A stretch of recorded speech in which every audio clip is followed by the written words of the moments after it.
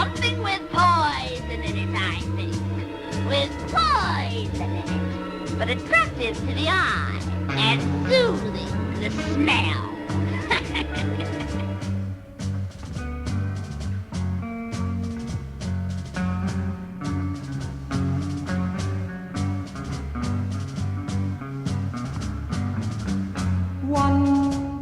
Since the 90s, there have been over 546 films showing drugs. With such blatant representations like Trainspotting, Requiem for a Dream, and Fear and Loathing in Las Vegas, it is no surprise that American film viewers have become desensitized by the nearly commonplace appearance of drugs in films. But what about those films that aren't directly about drugs? The films that are aimed at young adult audiences in the fantasy and science fiction genres. Why are drugs present in these films? Are the drug references intentional, or do film viewers merely interpret drug references that aren't really there? How do the trends of popular culture affect how film viewers interpret what they are seeing? These are questions that experts have struggled with since the advent of the modern movie. Does popular culture influence the media? Or does the media influence popular culture? The truth is, at least in the case of drugs in films, it's a little bit of both. The influence of popular culture and current drug trends serves as a vehicle for drug references within films, and the way in which those references are interpreted.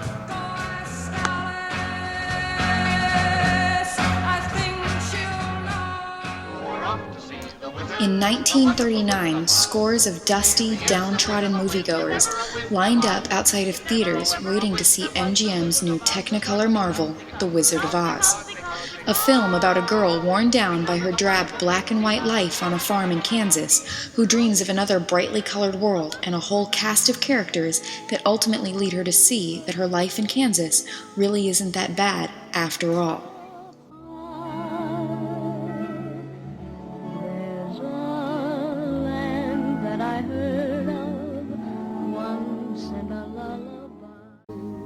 The price of cinema tickets? Low, to encourage repeat visits. The hour or so of a different, happier perspective? Priceless. While the world outside of the movie theater seemed as dusty and colorless as Dorothy's Kansas, inside average Americans saw her journey as a beacon of hope and respite from the hard life they were facing. Similarly, Walt Disney's Alice in Wonderland attempted to recapture the lightning-in-a-bottle success experienced after the release of Snow White by creating a fun, frolicking, colorful fantasy adventure that was released in 1951, just months after the end of another economic recession. After struggling to make ends meet, people longed to be reminded of a time of innocence and freedom, a world where flowers talk and tea parties are never-ending celebrations. In a personal interview with sociology professor Dr. Melinda Messinio, she claimed that humorous, nonsensical fantasy films like these can be viewed as a positive light distraction during difficult economic times.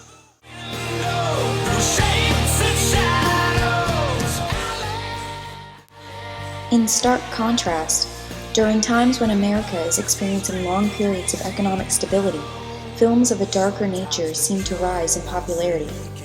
By the mid to late 90s, America had been recession-free for several years, yet if you Google the top films of 1999, you will see an array of dark, gritty films lacking the whimsical magic of earlier fantasy fare. In fact, aside from the multiple award-winning Toy Story 2, films with fantasy elements and animated features did not find a receptive audience among the 90s movie-going public.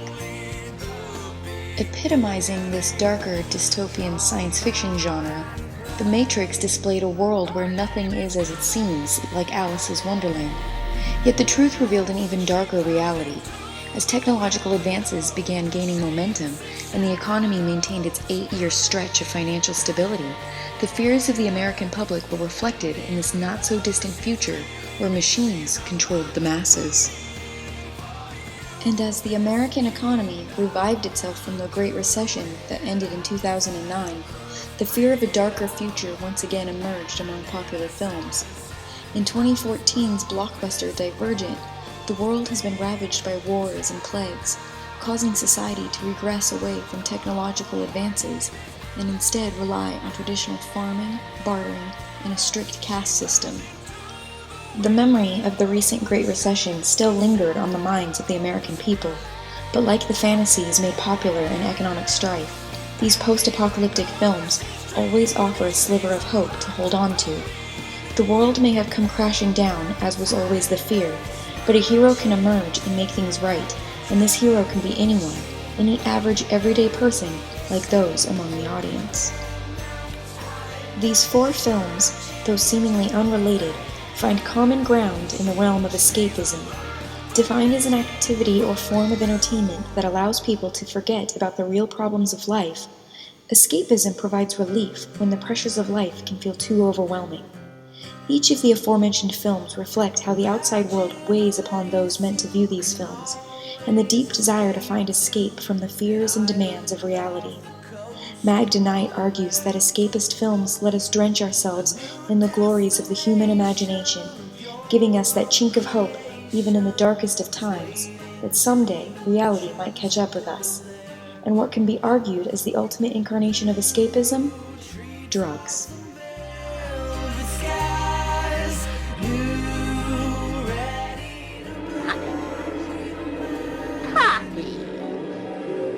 Poppies will put them to sleep.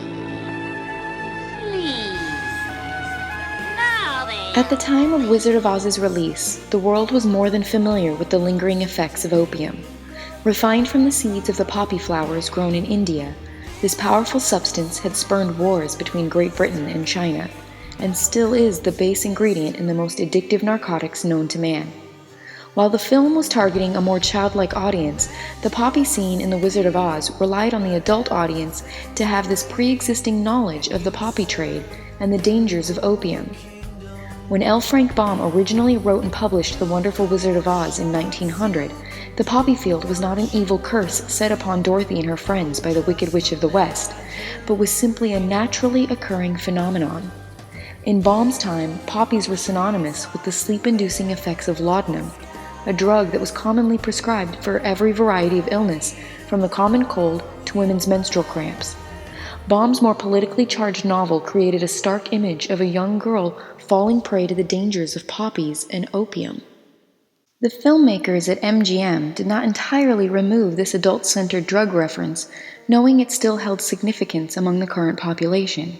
But they did, however, take steps to downplay its significance by incorporating the Good Witch using snow as an antidote to the poppy's poison, which was adapted from the highly popular Broadway production and distracted from the dangerous poppy field. Alice in Wonderland is often cited as having the most subliminal drug references in a children's film. Complete with potions, cakes, and mushrooms that change Alice's size, a hookah-smoking, nonsense-speaking caterpillar, and a disappearing floating cat, the world seems like an acid trip gone haywire. But the origins of Alice's adventures may be more mundane than most people expect. At the time of the original Alice's Adventures in Wonderland publication in 1865, the author Lewis Carroll, like Baum, was most likely familiar with the effects of laudanum and opium. However, even after much searching, there really is no evidence that Carroll ever used hallucinogenic drugs. The original story was meant to entertain and delight children, and it is important to note that while magic mushrooms can be dated back to some prehistoric roots, their usage and effects are largely unknown at the time of Carroll's writing. In fact, mushrooms did not begin their rise in popularity until approximately 1957, 6 years after the release of Disney's animated feature. By the time the Wachowski brothers released The Matrix in 1999, designer drugs and ecstasy had become popular in the suburbs across America. Pill popping was at its peak while young adults became immersed with late-night raves, which the National Drug Intelligence Center described as high-energy all-night dances, which feature hard-pounding techno music and flashing laser lights. The popularity of using various forms of ecstasy even stemmed the trend of carving recognizable images onto the pills to make them distinguishable from each other. In The Invisibles, a graphic novel series by Grant Morrison, long purported to heavily influence the plot and ideology behind The Matrix, Characters routinely use drugs such as ecstasy, LSD, and marijuana to alter their perceptions in order to see the true world around them. The setting of the comic, like The Matrix, is in the current world of the 1990s, where these hallucinogenic drugs were finding their greatest resurgence in popularity since the 1960s. As a reflection of the current trends, Divergent Society relies heavily on injectable serums. Veronica Roth's original novel of the same title was published in 2011. The film adaptation was released in 2014. During the time of both the original work and the later film, America was seeing a resurgence of heroin-related deaths, mainly due to the rising popularity of fentanyl, an opioid known to be 30 to 50 times more powerful than heroin and often used as a base ingredient in heroin mixtures. In a report from July of 2015, the National Institute on Drug Abuse claimed hundreds of people have overdosed on fentanyl across the nation since 2013, often as a result of using heroin that has been laced with the much stronger substance. Roth depicts an evolved world that has moved beyond the sleepy whims of opium or the grungy dance clubs of ecstasy, and instead has embraced needles and syringes as a common occurrence for maintaining order among the factions. In each of these films, the main protagonist spends a significant period of time dreaming. Dorothy and Alice's entire adventure take place within the frame of a dream, while Neo and Triss move between reality and dreaming on a frequent basis. Within dreams, the characters are given the opportunity to question their perceptions and grow along an ideological path, while also giving viewers alternative hypotheses and scenarios that help them better understand the real-world experience. Yet, Dr. Messineo also argues by making it a dream, it ultimately preserves the status quo, because everyone wakes up eventually. In Wizard of Oz, Dorothy dreams her escape from the humdrum life in Kansas, but finds the alternate world too overwhelming and longs for the security and reassurance of the life she supposedly left behind. Within her dream, Dorothy is brought to unconsciousness by the drug-like effects of the poppies. If Dorothy dreams of drugs making her sleep, then is it reasonable to question what has induced the initial sleep, which began this entire adventure within her mind? Baum's original novel did not contain the dream element. Instead, this was added by MGM filmmakers in an attempt to make it more palatable and acceptable to a more conservative audience during the Great Depression era. Alice's dream is in direct response to her rebellious view on what she feels life should be like, a world of picture books and nonsense. But in my world, the books will be nothing but pictures. Your world? What nonsense. Now, Nonsense. once more, from the beginning. That's it, Dinah. If I had a world of my own, everything would be nonsense. Her struggle to accept that she is growing from childhood into an adult is often depicted in Wonderland as Alex fluctuates from being very small to being immensely large. But after experiencing her ideal world, she discovers that the logic of the grown-up world she was rejecting may be more desirable than the nonsensical fantasies of a child. Some have even argued that Alice's trip to Wonderland is synonymous with how drug users trip while using, her dream becoming the hallucinations of someone under the influence of mind-altering substances. In The Matrix and Divergent, drugs are directly linked to altering the perception of the lead character, yet they are never questioned. The use of drugs is a tool that controls how the characters view the world, forcing them to see what those in charge want them to see. Who can forget the moment in The Matrix when Neo must make his choice? Morpheus, also known as the Greek god of sleep and dreams, tells Neo he can stay asleep in the dream world of The Matrix, or he can choose to wake up to reality. Both options still involve using a drug in the form of a red or blue pill to reach the desired result. Why not simply find Neo's pod and unplug him? Divergent takes a far more direct approach. The dreams used in Triss's simulations are as a result of ingesting or being injected with a mind-altering substance. So why a serum that had to be injected? Why didn't Roth have Triss smell a poppy, eat a mushroom, or swallow a pill to come to the same hallucinogenic dream state? because injectable drugs had become so popularized at the time of Roth's writing that readers and viewers would not question the presence or validity of a substance being administered in this way. Relying on the influences of the outside popular culture lends an air of credibility to the character's plight and plays on the normative experiences and knowledge of those in the audience.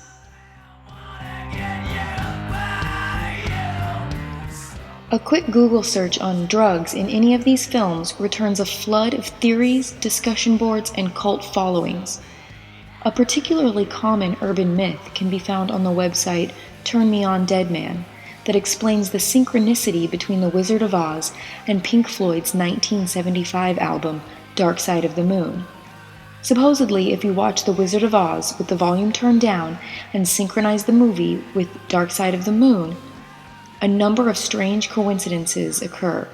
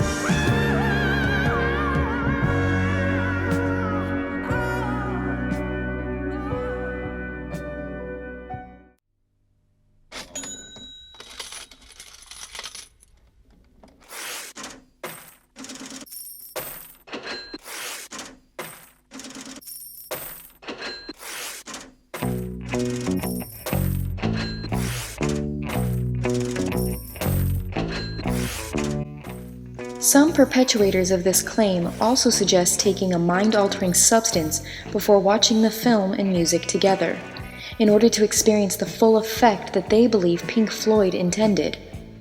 In a quick interview in 2008, Pink Floyd's drummer Nick Mason had this to say about the myth. I've heard the myth and I've actually sort of seen how it works, and it's very impressive, but I think there are two elements to that. One is, who on earth spent that much time working with that track and that movie? Yet a scroll through video comments reveals that most of the movie-watching and often drug-ingesting public do not believe the band's denial of any connection between the film and their album. Further reading on Turn Me On Dead Man reveals other drug-laced theories and perspectives. Among these theories are the suggestions that the world of Oz is all about the drug world, where the letters OZ stand for ounces, a popular unit of measure for drugs. The Tin Man is a heroin addict that gets his fix from a pointy-tipped oil can at the crook in his elbow, and that the yellow brick road symbolizes the money that can be made from drugs. Where popular culture generations ago once saw poppies and thought of opium and laudanum, now it sees heroin and trafficking. Following its 1951 release, Alice in Wonderland was considered by Disney to be a flop. The illogical timeline and swiftly changing scenarios did not garner the same praise that Disney's other animated works were getting.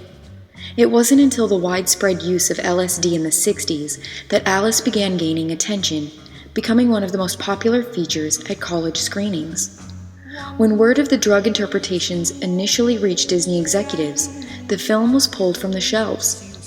But then Disney decided to use these interpretations in a marketing ploy and re-released Alice in the theaters in 1974.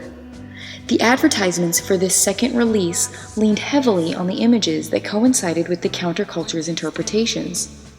The studio prepared ads with copies such as "Down the rabbit hole and through the talking door lies a world where vibrant colors merge into shapes of fantasy and music radiates from flowers," and "Should you see it?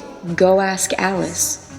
Such ads were referencing Jefferson Airplane's popular song White Rabbit, where Grace Slick's hypnotic voice intones, "One pill makes you larger and one pill makes you small, and the ones that mother gives you don't do anything at all. Go ask Alice when she's 10 feet tall." Disney's re-release of Alice was met with roaring success, which ultimately led them to repeat this process again 7 years later. The success and fame of Alice today is largely in part due to the mass consumption of LSD and magic mushrooms in the 60s, and how the counterculture at that time reflected on Alice's trip to Wonderland, then drew parallels to the trips experienced while on drugs. Seeing dragons in tie-dyes pop out and zip across the sky, I mean, like, I understand where they write from, you know, if that's the case, if they're writing from that experience. I mean, I've been there. Through internet sharing and oral sharing, the drug reading of Disney's Alice in Wonderland has become so pervasive in popular culture that nearly every viewer past high school age believes that Alice is in fact a drug analogy, even if the viewer has not had any experiences with drugs themselves. An article on the BBC titled, "Is Alice in Wonderland Really About Drugs?" argues how Lewis Carroll wasn't thought to have been a recreational user of opium or laudanum, and the references may say more about the people making them than the author. This is your last chance. After this, there is no turning back. You take the blue pill, the story ends. You wake up in your bed and believe whatever you want to believe. You take the red pill, you stay in Wonderland, and I show you how deep the rabbit hole goes. An interesting point to make note of is when Morpheus tells Neo that if he takes the pill to leave the Matrix, he will stay in Wonderland, and Morpheus will show him just how deep the rabbit hole goes. If falling in the rabbit hole and going to Wonderland was Alice's journey to a dream world or a drug-altered state, then the viewer is left to wonder if the world Neo wakes up in after taking the red pill is actually his own Wonderland, a dream world brought on by taking drugs, and that the only reality the viewer experiences was before Neo made his choice. Because of the open use and explanation of the various serums in Divergent, American viewers rarely question their existence or purpose within the story. They are needed to get answers, to calm potentially violent individuals, or to track brainwaves in a simulation. But at its root, the entire faction system is based on the decisions an individual makes in arbitrary situations after taking a mind-altering substance. If I had a world of my own, everything would be nonsense. As children, viewers do not question the possibility of talking cards in different worlds. But with maturity and life experiences, adults come to question how such fantastical occurrences can be possible. Drugs and dreams, especially those induced by drugs, work as a clear explanation for cynical minds. The popular culture and world events outside of filmmakers' studios create the foundation for how drug references will be incorporated into a film. But ultimately, it is the experiences of the viewing public that determines just how far down the rabbit hole they'll go.